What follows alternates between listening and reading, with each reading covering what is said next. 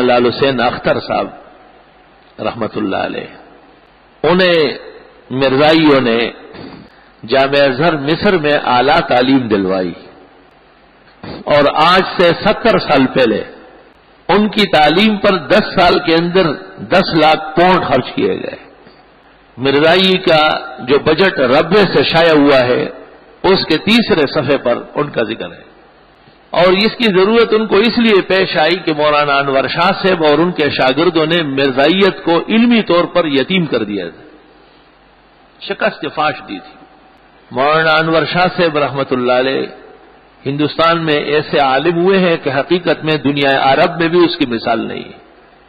قریبی 500-600 سال میں کسی سرزمین پر اتنے خبیر اور غزیر العلم عالمی کی اطلاع نہیں ملی، اور حضرت فرماتے تھے کہ میرے یہاں ہندوستان میں رہنے اور پیدا ہونے کے مقاصد 2 معلوم ہوتے ہیں، ایک تو حنفیت کی تائید جو حق مذہب قرآن و سنت کے عین مطابق، اور دوسرا یہ جو انگریزی فتنہ پیدا ہوا تھا مرزائیت، اس کی جڑیں کھوکھلی کرنا اور کائنات کو سمجھانا کہ یہ بالکل جھوٹا فرقہ ہے اور ان سے پرہیز کیا جائے۔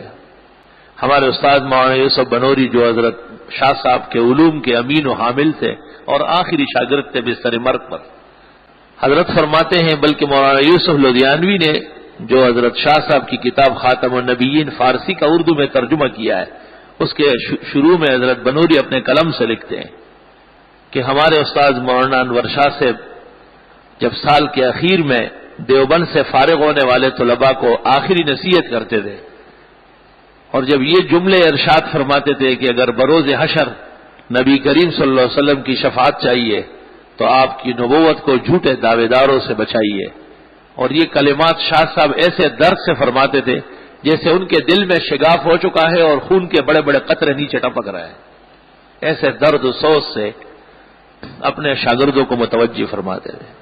اور اسی بیماری کے عالم میں حضرت باولپور کی عدالت میں مرزائیوں کے خلاف پیش ہوئے، اور تاریخی بیان شاہ صاحب کا ہوا ہے۔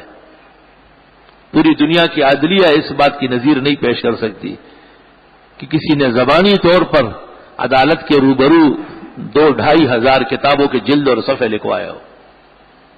عدالت کے اندر شاہ صاحب ججوں کی درخواست پر بیٹھ گئے تھے، حضرت بولتے تھے اور سب لوگ لکھتے تھے، اور کتابوں کے انبار لگ گئے کہ ایک صفحہ ایک سطر اوپر نیچے نہیں تھا۔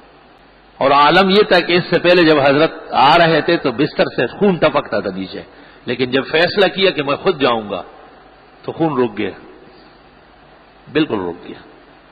اور جب یہاں سے واپس ہو گئے ہندوستان تو پھر شروع ہو گیا، فرمایا بس اب ارمان پورا ہو گیا، میری اس پیشی سے اور دلائل دینے سے قیامت تک مرزائی سر نہیں اٹھائیں گے، اب سازشیں کریں گے، علمی طور پر کوئی کام نہیں ہوگا۔ اور پھر انہوں نے اپنے بڑے قابل شاگردوں کو مرزائیت کے پیچھے لگایا اور ان کو کہا کہ امت کو اس فتنے سے بچائے۔ ان میں مفتی محمد شفیع صاحب، مولانا بدر عالم، مولانا ادریس کاندیلوی، اور ہمارے استاد حضرت بنوری جن کی امارت و سیادت میں اللہ نے ختم نبوت کا مسئلہ حل کیا، عطا اللہ شاہ بخاری جیسے خطیب ایشیا کو بلایا اور کہا کہ بس اور مسئلے چھوڑو اور مرزائیت پرواز کرو، ختم نبوت بیان کو اور باتیں چھوڑو، قیامت کے دن میں آپ کی شفاعت کروا کے رہوں گا۔ ان سب باتوں سے مرزائی بڑے تنگ تھے۔ انہوں نے کہا کہ اس پائے کا عالم تو شاید ہندوستان میں کوئی ہو جائے، تو انہوں نے ایک شخص کو تیار کیا، اس کو یہاں تمام علوم پڑھوائے اور پھر جامعہ ازہر کے بڑے ہائی کلاس میں داخل کروایا، بڑے سازش اور طریقے سے۔ وہاں سے بھی وہ علوم پڑھ کر کے آئے، اور انہوں نے دارالعلوم دیوبند کو اور بڑے بڑے ادارے جو دین کے تھے ان کو نوٹس دیا کہ میں آیا ہوں اور میں مرزا غلام احمد کو برحق نبی سمجھتا ہوں، آپ میدان میں آئے۔ مرزائیوں نے خرچہ کیے تھے، 10 لاکھ پاؤنڈ خرچ کیے تھے، اور پوری دنیا سے ہر قسم کی کتابیں مرزائیوں نے منگوا کے ان کو دی تھی۔ وہ ان کتابوں کے درمیان میں تیاری کر رہے تھے اور اگلے دن مناظرہ ہے۔ کتابیں دیکھتے دیکھتے آنکھ لگ گئی اور حضرت صلی اللہ علیہ وسلم تشریف لائے، خواب دیکھ رہے ہیں، اور فرمایا کہ قیامت کے دن میں تو آپ کی شفاعت کروں گا نہیں، کیونکہ میرے خلاف تقریریں کر رہا ہوں۔ اور مرزا دکھایا کہ دیکھو یہ تو جہنم میں جل رہا ہے، یہ تو خود کافر مرا ہے، تم اس کے کیوں طرفداری کرتے ہو؟ جب مولانا لال حسین اختر صاحب نیند سے بیدار ہوئے تو دیر تک درود شریف پڑھتے رہے اور کہنے لگے کہ چلو علمی منازل عند اللہ قبول ہو گئے، اور کفر سے بھی اس ہستی نے بچایا کہ جس کا بچانا ضمانت ہے۔ اور انہوں نے مناظرے کے اسٹیج پر آ کر کے ایک عجیب مقالہ پیش کیا۔ کئی مرزائی تو اس صدمے سے مر گئے، وہ تو مر ہی چکے ہیں۔ مطلب یہ کہ ایک فتنہ جب قریب کا ہو اور ملک پر سوار ہو، اس کا سدباب بہت ضروری ہوتا ہے۔ قرآن کریم نے زیادہ توجہ اس بات پر دی کہ عیسائیوں کو سمجھائے۔ عیسائیوں کے نہ سمجھنے کی وجہ 2-3 بن گئی تھی۔ ان میں ایک بات بڑی عجیب یہ تھی کہ وہ کہتے تھے کہ عیسیٰ بغیر باپ کے پیدا ہوئے ہیں۔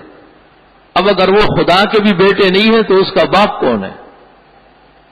یہ ان کے خیال میں ایک بڑا اونچا علمی اعتراض تھا۔ اور نجران کا وفد جو سن 9 ہجری میں نبی کریم صلی اللہ علیہ وسلم کی خدمت میں آیا اور ان کی گفتگو نے مناظرے کی شکل اختیار کی، اور اس کے جواب میں ابن عباس کے قول کے مطابق سورۃ آل عمران کی ابتدائی 87 آیات نازل ہوئی۔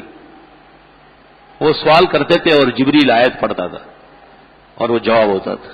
جب انہوں نے یہ بات کہی کہ کوئی ایسا شخص آپ کو معلوم ہے کہ جو بغیر باپ کے پیدا ہوا ہو، تو حضرت نبی کریم صلی اللہ علیہ وسلم نے یہ آیت پڑھی کہ ابھی جبریل آئے اور یہ آیت سنا رہا ہے کہ ان مثل عیسیٰ عند اللہ کمثل آدم۔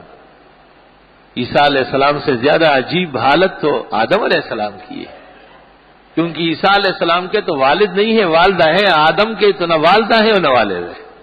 اگر صرف والد نہ ہونے کی وجہ سے عیسیٰ الہ یا ابن الہ بنتے ہیں تو حضرت آدم کیوں نہیں بنے؟ خلقہ من تراب، یہاں تو ایک عورت کے بطن سے پیدا ہے، پیٹ سے، وہاں تو مٹی سے بنا ہے۔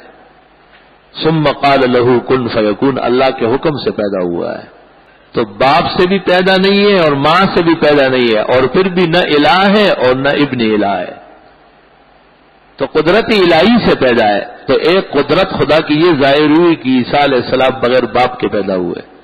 ظاہر بات ہے کہ ایک قدرت اللہ کی ایسی بھی ظاہر ہوئی ہے کہ حضرت حوا بغیر ماں کے پیدا ہوئے، آدم کی پسلی سے پیدا ہوئے۔ تو آدم تو مرد ہے، وہ تو ماں نہیں بن سکتے۔ ان مثل عیسیٰ عند اللہ کمثل آدم۔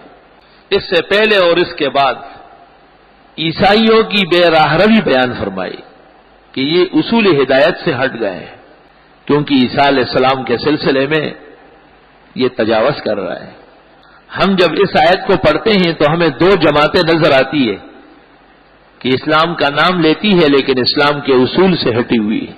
ایک مبتدئین اور بدعات کے ٹھیکیداران، قبر پرست، غیر اللہ سے مانگنے والے اور قبروں کے پجاری۔ السلام علیکم جی دوست، آپ نے دیکھا اور سنا شیخ مفتی ظہور علی خان رحمۃ اللہ علیہ کو کہ شیخ مفتی ظہور علی خان رحمۃ اللہ علیہ کیا بیان فرما رہے تھے۔